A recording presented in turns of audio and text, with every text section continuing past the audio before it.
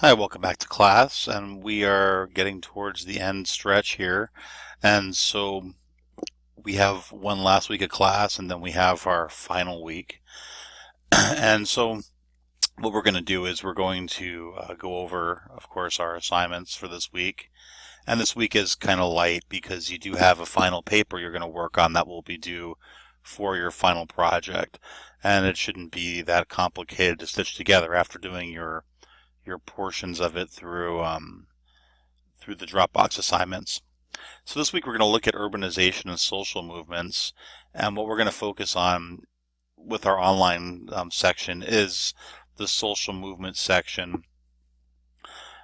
So of course, we're going to stay the same chapter, but we're going to get to the second half of it, looking at social movements and the further demographic swing of people to more urban settings, and how this relates back to sociology. So I'm sure you'll find this part very interesting, and I think it's a great way to cap the class off. So, of course, this week we're going to start with responding to the Chapter 14 discussion thread, and 3 different responses and 3 different days to each thread. And again, a response to response is fine. I know some people have been doing that, but some haven't. And then we have 2 videos to watch. One is Toby Chow talking about social movements, and the next one is Miss Goodson, and she's talking about how people can change the world with a social justice movement. And these are very interesting parts that people usually find fascinating in sociology. So it's nice to talk about how things exist and maybe see some gaps where things should be fixed. The social movement section actually talks about how people go about doing that, so how they go about making change. So we're going to have 2 discussion posts based on each of these videos, and then there's a quiz, 14.2, and then you're going to start putting together your sociological biography, which, like I said, shouldn't be that difficult to work on. Okay, so what we have here, we have the 2 videos for the discussion thread, and then I'm going to go over the biography.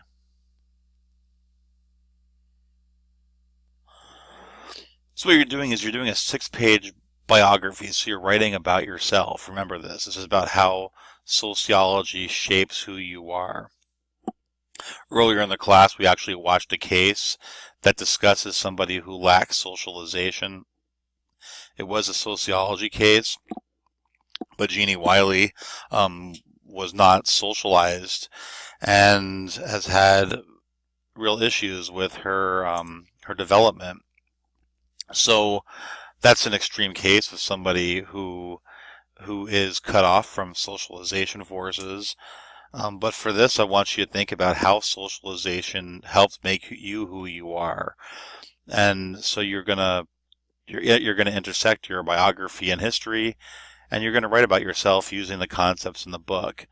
Now, this is basically your final. So what you're going to do is you're going to have at least 25 citations. So you can tie them all back to the textbook. I'm totally fine with that. You can use other sources if you like.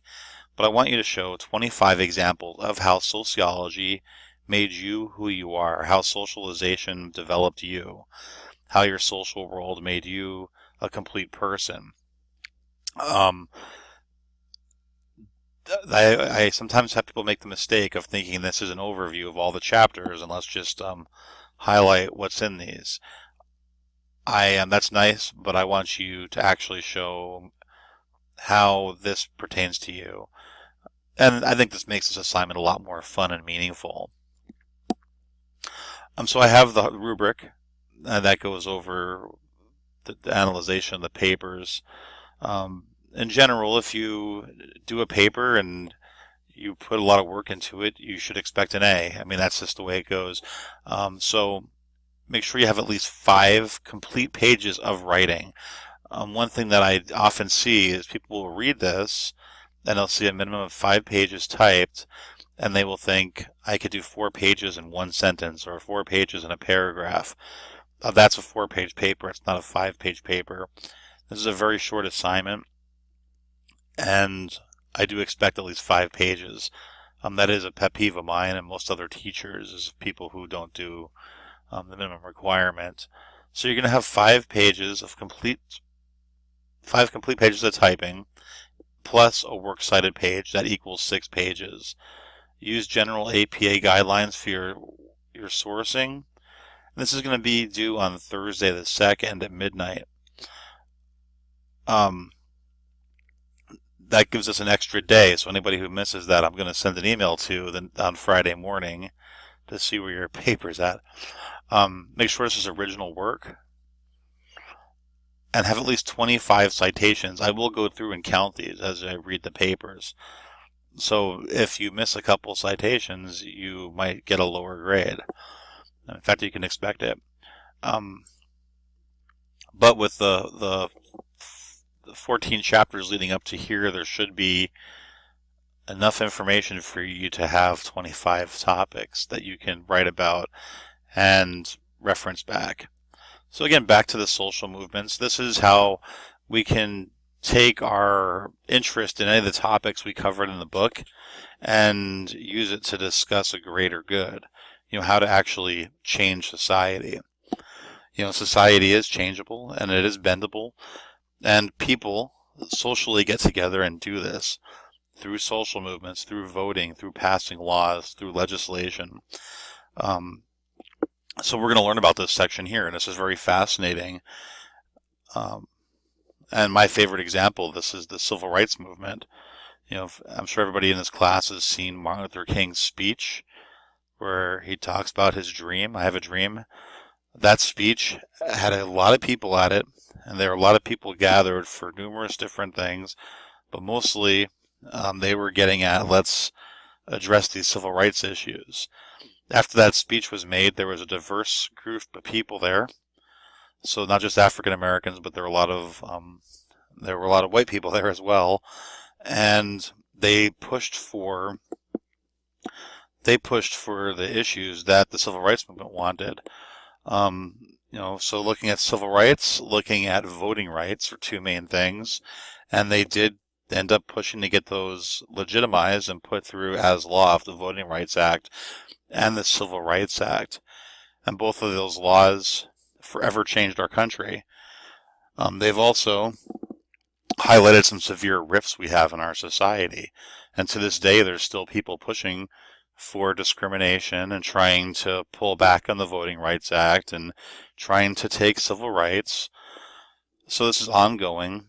But from that, other movements have spread out. So you had the civil rights movement with African Americans, and then other groups came after. Latino rights, the farm workers. There were Native American rights, the American Indian movement.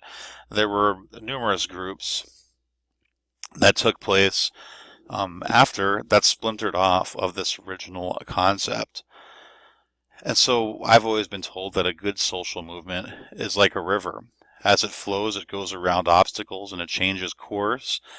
And sometimes it feeds off into different tributaries and goes in new directions. And so there's a lot of things that did come out of the civil rights movement that you can look into and see how a proper social movement does change and do a lot more than was initially pushed for. So I really hope you enjoy this section. This is usually a highlight for most people in the class, is seeing where they can have some change. And trust me, you can all do something here to make the world a better place. And so as we go through this section, I want you to keep that in mind and think about what you care about personally. I'm not going to tell you what to care about. You're going to go ahead and look at these questions and discuss what's important to you. So you're going to first talk about why social movements exist. And I do want 250 words as a minimum. And next, I want you to discuss a social movement that you would support. So name the social movement, discuss why you would support it, and then discuss your level of commitment to the movement. And you have to remember there's a lot of people who are very committed to social movements, but there's also ones who are partially committed, who might commit to doing a little bit here and there to help out, or just to talking to people, which is a big part of a social movement. And there's other people who would actually push and do whatever it takes, including facing potential violence, like the civil rights marchers faced. There's a lot of them who were physically beaten by law enforcement and people heckling in the crowd, and they were willing to go through that in order to make the world a better place. So have fun with this section. Like I said, it's a light week. You're just going to do the discussion. You're just going to do the quiz, and you're going to start on your final assignment. You can get that done early, and that'd be great. I'll go ahead and get that graded for you as soon as you get that turned in. And if you have any questions, make sure you get back to me. Thank you.